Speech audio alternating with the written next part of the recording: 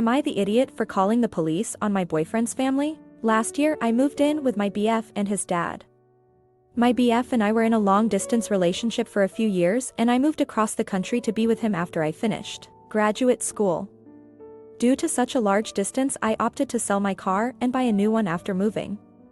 When I did this, my boyfriend helped me out by loaning me some money to help pay the down payment, but I have since paid him back. Last week my BF's older sister, who lives in another state, came to visit and stayed in the house with us.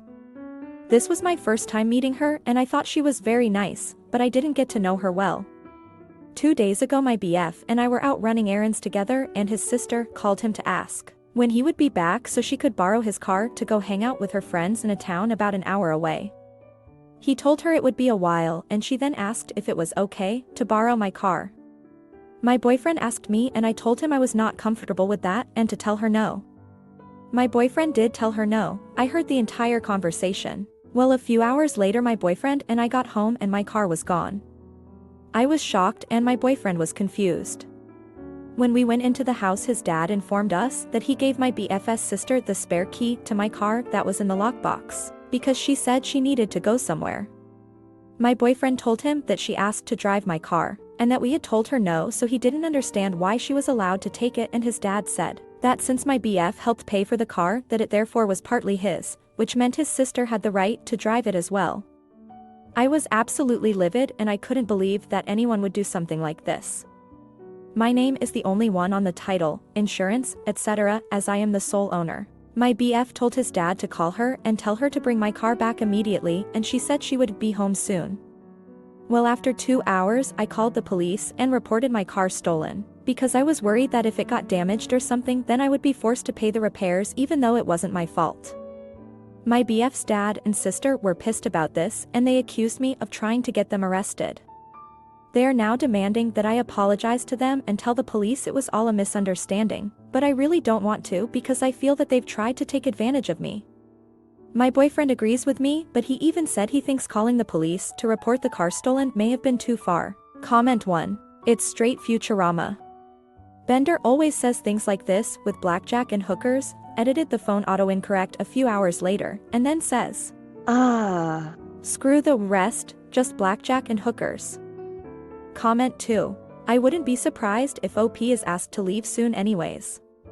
I'd wager the only reason she hasn't been asked to already is they think she'd be less likely to drop the matter with the police.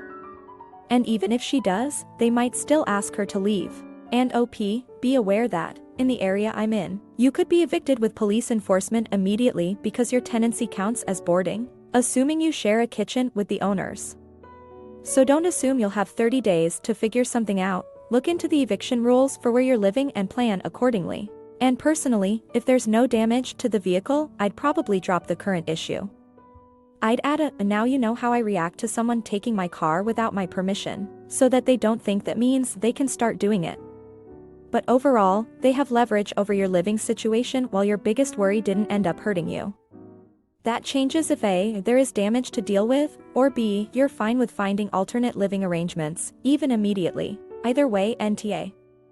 And be careful around the father's logic, both of his leaps, that by helping you pay, your BF owns it, and that if your BF owns something, his sister also has a right to it, aren't good signs for a future life with him involved. Now for the next story. Am I the idiot for calling out my boyfriend for freeloading off of me? My 34F boyfriend, 38M, quit his full-time job over a year ago because he didn't like it.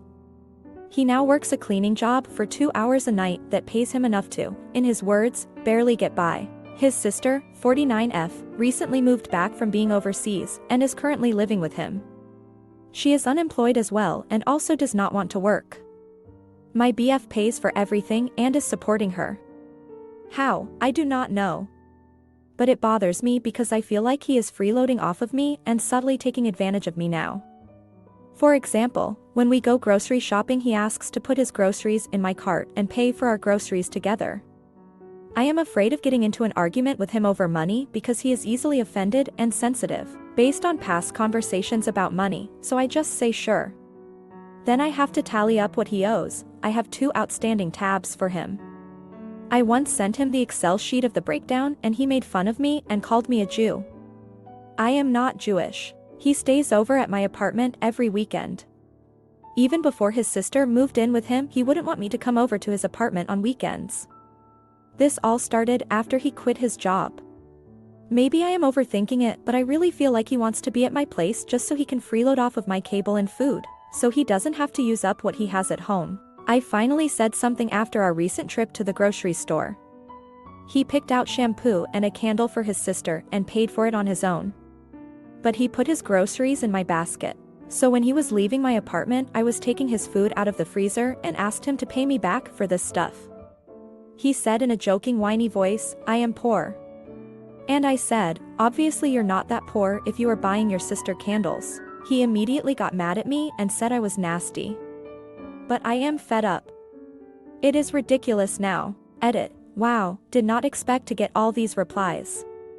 I appreciate your input. My now ex BF used to have my key, but I had taken it back a couple of months ago once I found out his sister moved in with him, and he jokingly started to ask if she could stay with me instead. I was getting really paranoid and distrustful, so one day I just took it off his keychain without him knowing, and he never noticed. So that made the breakup even easier to do. Plus I have a doorman and my ex is insecure as fuck and he isn't slinking by him. I really regret losing money because he will definitely never pay me back now, but oh well. Expensive lesson learned. Comment 1. I think that it is easy to assume people in their 30s should have their *T together, but life does throw some wild curveballs, and so some people have to restart or are behind. I think it's more important to know if someone is trying and you believe will succeed, as opposed to only dating people who have it all sorted right now, because sometimes those people are really immature because aside from work and a home etc., they haven't really experienced much outside. However, I agree he is not that person and that OP should leave him. He is gross. Comment 2. When I say, have their *T together, I don't mean being rich. I mean having a general direction for your life, having mature relationships where support flows both ways, and treating yourself and others with respect. Sure, life will throw curveballs, but that's not the case here. He made a conscious decision to work as little as he can get away with, while expecting someone else to work more and support him. Now for the next story. Am I the idiot for my response when my family asked me about kids? I'm 22F and I come from a traditional family. By that I mean every woman in my family had at least one child before they were 20. Education was never a priority, and even though they aren't religious, they believe that a woman's only purpose is to have kids and the man is the provider. Because of this I have 4 younger siblings and about a dozen of cousins. Being the oldest, I had to be a second mother to my siblings and a babysitter for my cousins. This made me realize I don't want kids at the age of 10. 12 years later and my opinion hasn't changed. I don't like kids and I don't want kids. Last year I had my tubes tied and I didn't tell my family. They're trying to push the idea that I'm nothing and my life is empty without kids on me. I've made my point clear many times, but they kept pushing it. Last night we had a big family dinner and they again tried convincing me to have kids, so I shut down everything they said, in a not so nice way. They were going on and on about how amazing being a mom is and how that's their biggest accomplishment, so I reminded them of all the times they complained about having to take care of the kids, all the times they would cuss us out for doing kids things, all the times they would tell us how much they regret having us and how we ruined their lives. I reminded one of my aunts of all the times she would make 10 years old me take care of her 4 kids, all under 6, just because she was bored and sick of taking care of them herself. I reminded my dad of all the times he complained about how much money he had to spend on me and my siblings. And of course, I reminded them how they kicked us out at 18 because they don't have to care for us legally speaking. Then I just said something like, all my life you've done nothing but complain about having kids, and now you're sitting here telling me how kids are the best thing in the world? You're all hypocrites. Then I told them not to call me until they decide to apologize for bearding me, and I left. They're all very mad at me, but my siblings and cousins say I could have made my point without making them feel like bad parents. Update. My mom showed up at my apartment demanding that I make a formal apology to the family and berated me for my behavior. Then she went about how disappointed she is that she raised such a selfish excuse of a daughter, then she left. So I sent the following message in the family group chat: I will not apologize for defending myself and standing my ground. I've put up with y'all for too long and I'm sick of having to justify my choices. I will live the way I see fit because it's my life. This so-called family never showed me any love or support. Even as a kid, I was just a free babysitter for your kids. I see you will never respect me or my decisions, so I don't see a reason for me to stay in contact with you. Do not contact me again.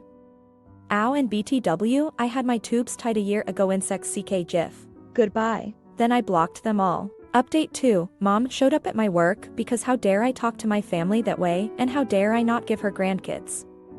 My boss had to call the police to have her removed because she was hysterical. I'm going to stay with my BFF for a while. I'm looking for a new apartment and a new job. My landlord was very understanding and she offered to help me move my things into storage before January 15th. My lease ends January 7th. She said she won't charge me any rent if I can move out by 15.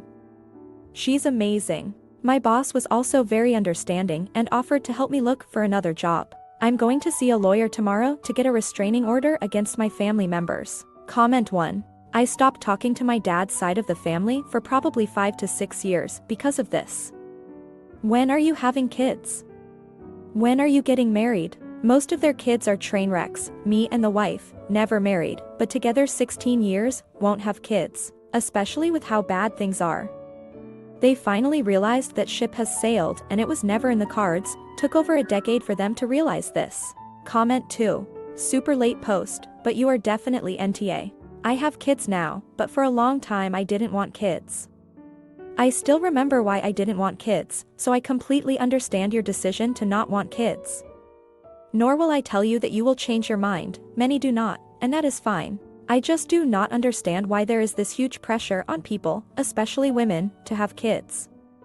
A long time ago, there were always aunties and uncles and married couples that didn't have kids. They were still wonderful family members. My sis doesn't have kids. She's a great aunt. My oldest has told me she doesn't want kids. I say, that is your choice. Your mom clearly does not respect your boundaries. I am so sorry. Before you upend your life and moving situation, figure out if maybe they will just leave you alone or if the restraining order works to stop your mom. Sending all the good karma.